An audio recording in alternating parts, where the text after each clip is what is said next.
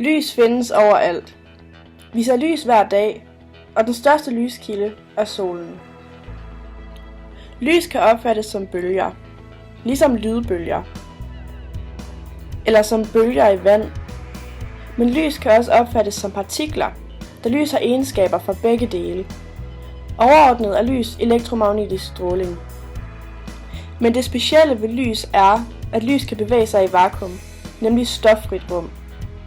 På den måde kan lyset fra solen nå ned til jorden. Forklaringen for dette er, at lys kan opfattes som en sammensætning af små partikler, også kaldet fotoner. Disse fotoner kan absorberes eller udsendes fra atomet enkeltvis. Enkelte bølger kan svække eller forstærke hinanden, og dette fænomen kaldes for interferens. Men hvad sker der egentlig, når vi optager lys i øjet?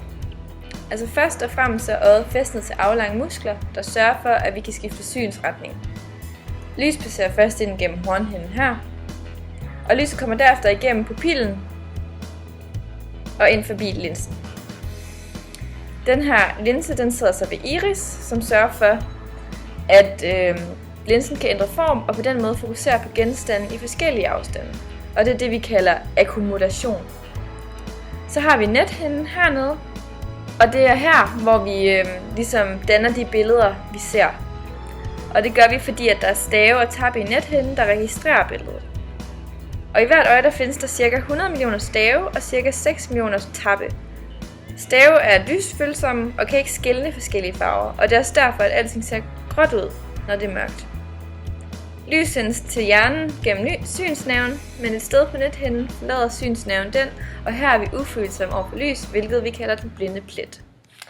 Her har vi så synligt lys, hvilket har en bølgelængde på mellem 400 og 700 nanometer. Og her har vi infrarød stråling, som ligger mellem 700 nanometer og 1 mm. Og det røde, det er ligesom her, hvor man er varmest.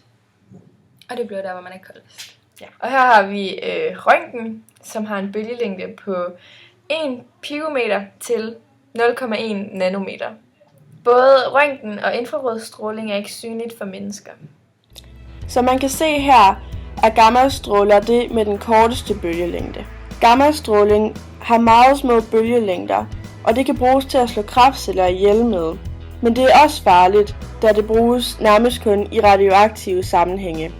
Derefter kommer røntgenstråler. Derefter igen kommer UV-stråler.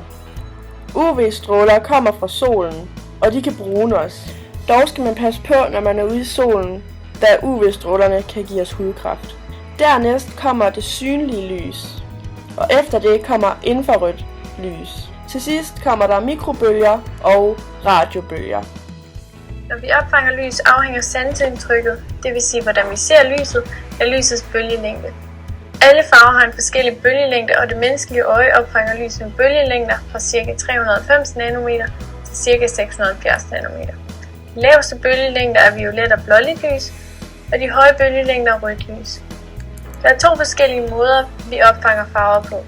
Ved subtraktiv og ved additiv farveblanding. Ved additiv farveblanding er primærfarverne grøn, violet og rød, og synsindtrykket er summen af lyssignaler med forskellige farver. Det vil sige, at det er en farvet lyskilde, der skaber synsindtrykket, og alle farver er en blanding af grøn, violet og rød. Den farve vi ser afhænger af primærfarvernes lysstyrke.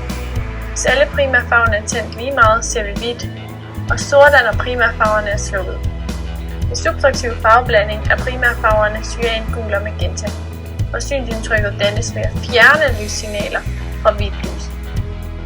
Det vil sige, når noget belyses med hvidt lys, som indeholder alle farverne, absorberer eller fjerner den alle farver i det hvide lys, undtagen den farve, den reflekterer, som er den farve, vi ser genstanden som.